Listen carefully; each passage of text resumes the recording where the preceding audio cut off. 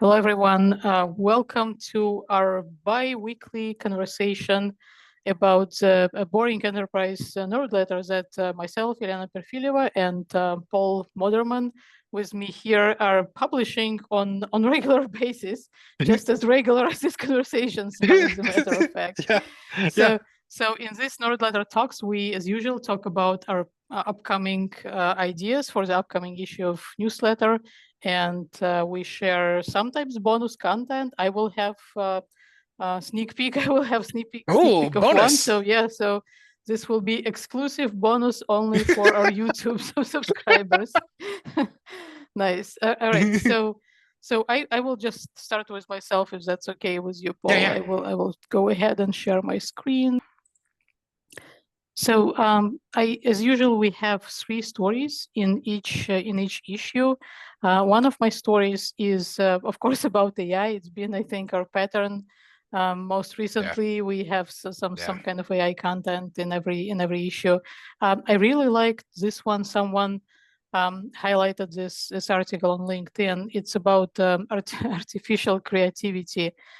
In a nutshell, this article talks about how all these generative AI tools, they're essentially picking up the kind of median or rather mediocre content out of Mm. maybe much better content, etc. So in this specific story, author talks about how they have actually written a story and they ran this through Gen AI as well, just to see if it might generate some ideas that they might have missed.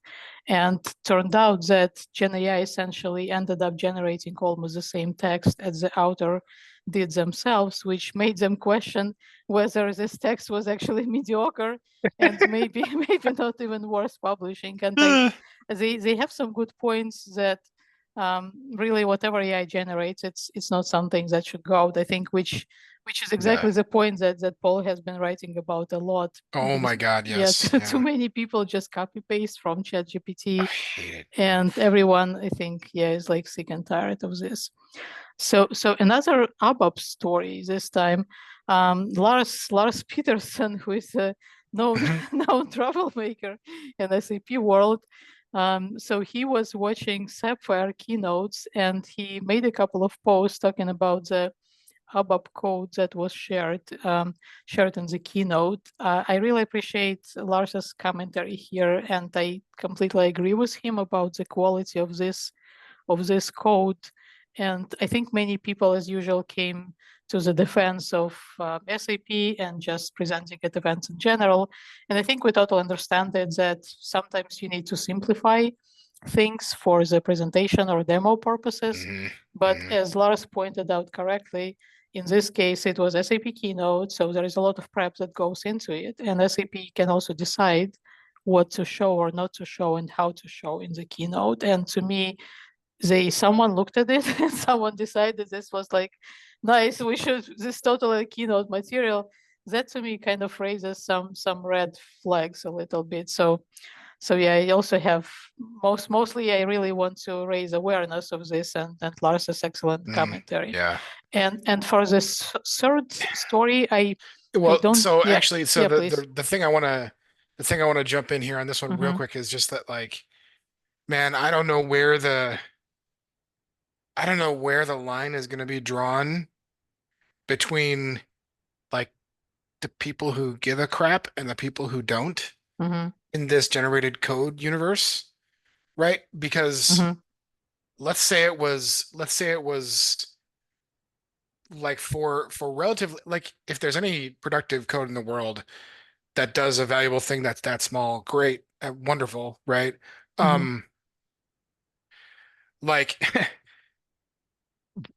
will the will the villagers with pitchforks and torches, like Lars, like yourself, like myself, like whoever else, are the people in the castles going to care about the villagers with the pitchforks and the torches? If Yeah. if you know what I mean, if the quality goes down by whatever percent, I don't know how to Mm-hmm. grade that, right? Yeah. But somebody still gets their temperature thing updated in their business document, Mm-hmm. whatever's going on in this code. Somebody who lives in the castle is going to be like, quiet villagers, the thing is Yeah. done, right?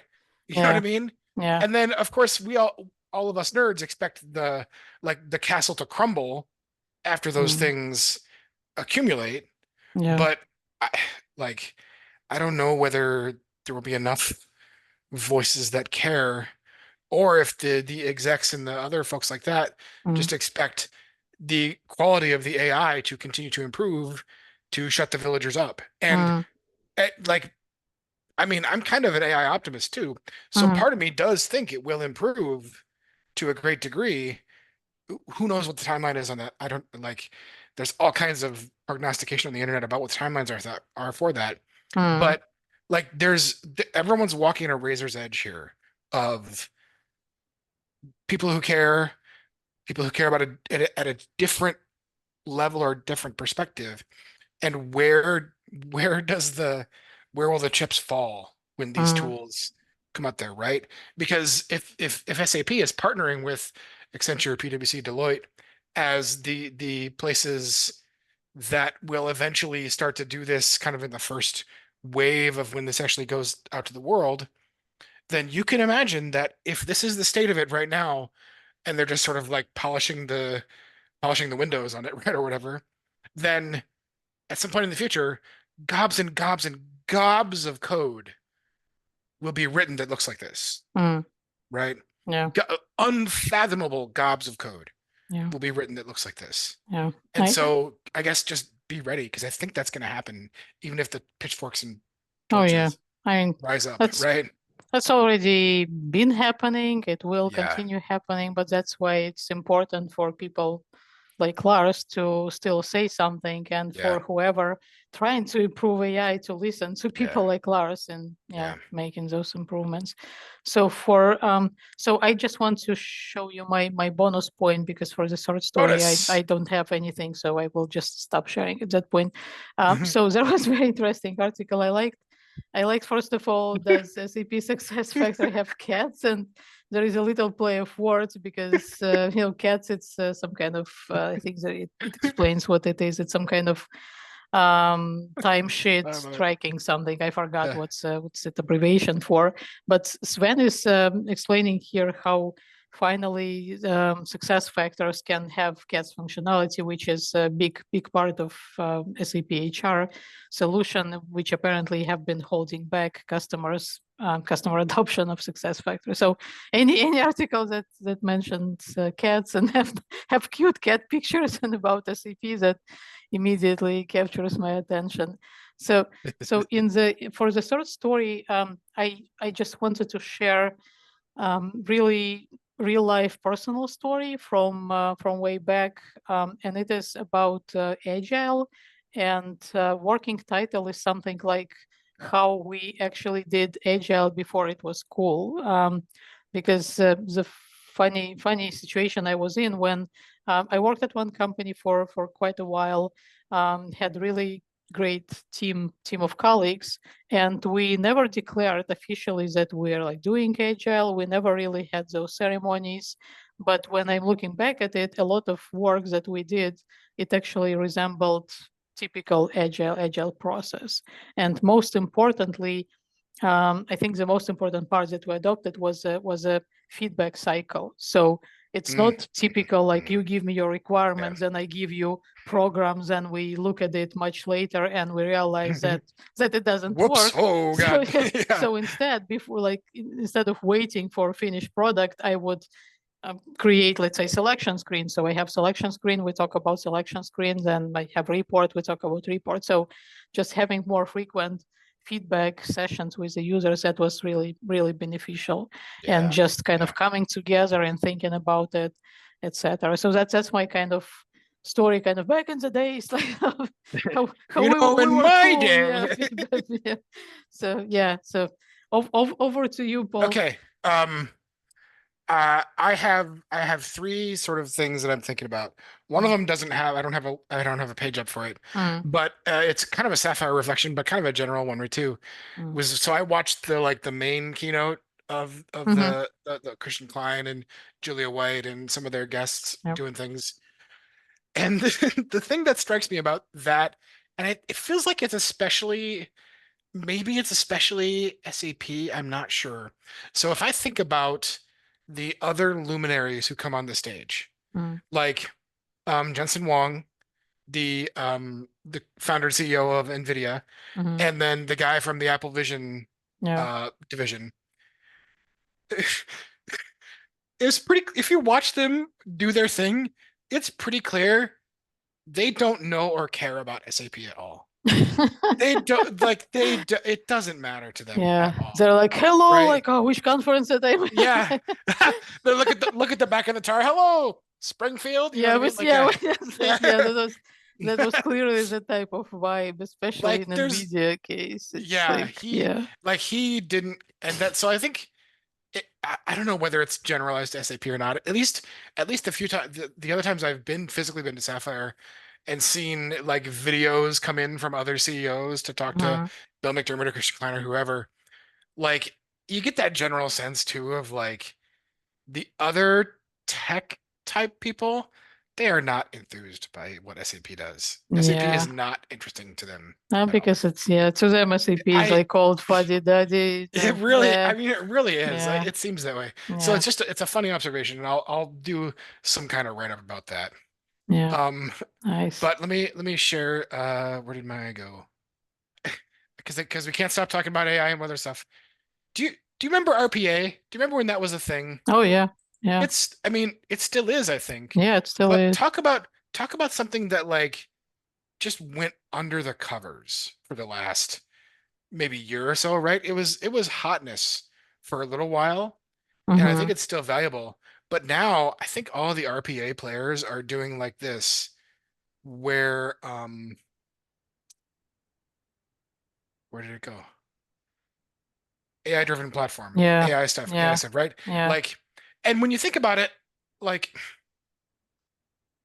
who really cares whether it's like an automation thing driving a virtual machine to click on your yeah. No emails, one. Yeah. or if it's AI reading your Mm, emails and figuring out who your supplier number is or whatever, like oh, one way or another, it doesn't matter, right? To the yeah, what the business wants to do. But I love how it's very clear, like AI just took the oxygen out of the room for everyone else, even if the value they deliver is still not really AI at all. yeah, Not for UiPath. UiPath clearly has a an AI, like AI intersects with what they do for sure.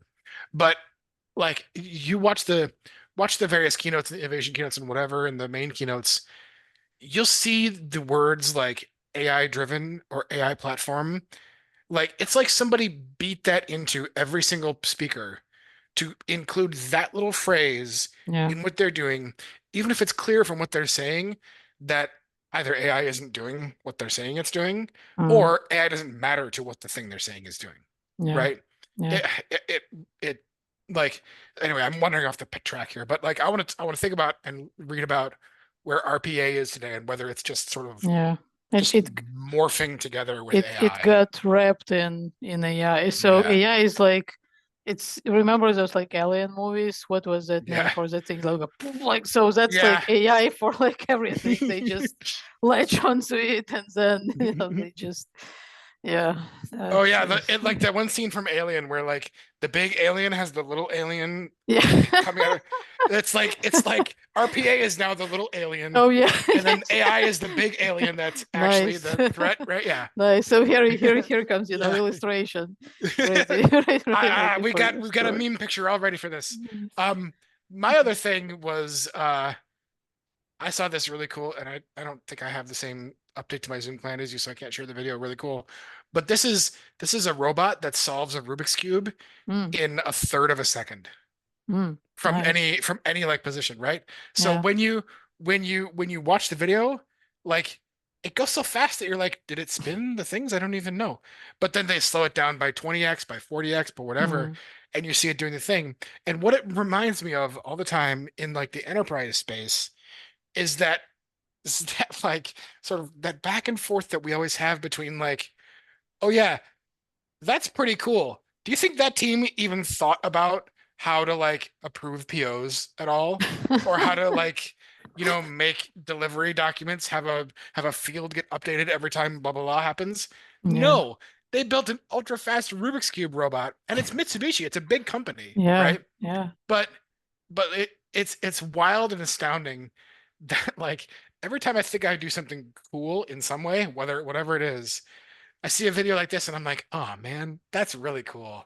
I gotta do that, It's funny that there are kind of two sides of it. One of it is typical sarcastic me wants to say, well, finally someone solved that problem of Rubik's cube twisting in 0.3 seconds. That's like gonna have some progress for humanity right there. Like Now we can like stop worrying now about now we world can peace, cure right? Yeah. cure cancer, and peace in the Middle East is like gonna be piece of cake now. But then like you pointed out, it's we also do need sometimes do things like this. Like I just Yeah. want to build a robot that does this, and maybe it has Yeah. other applications. But maybe it doesn't. But I don't care. So I'm just Yeah. like we're Mitsubishi. We're just gonna freaking do this, and we don't care if you like it or not. So Uh, yeah, it's so valid I as I well. don't know exactly what to say, but it just inspired me to be like, yeah, there's the counter to everything that we Yeah, do, like enterprise business app wise, you know what I mean? Like, awesome. yeah. So Okay, yeah. stop sharing. There it is. That's my stuff. So ending on this is inspiring note. So go ahead, folks, and start building the robots that you like, that may not approve purchase orders or do some kind of existential stuff. But if you like it, you might Mm, inspire people like Paul to write about it. So I think it's better than copy uh, pasting from yeah. ChatGPT anyway. So awesome. All right, Okay. so that's what we're here for. So, all right. So as usual, look for a newsletter in your inbox next week, and of course, to do that, you need to subscribe first, and watch our YouTube channel and follow us. Any questions? Let us know. Comments. Any social media channels. So Just yeah, love us yeah. or hate us. If you hate Yeah, us, just tell us that too, please, right? please like us. All right, all right. Thanks everyone, and we'll see you in about 2 weeks. Bye.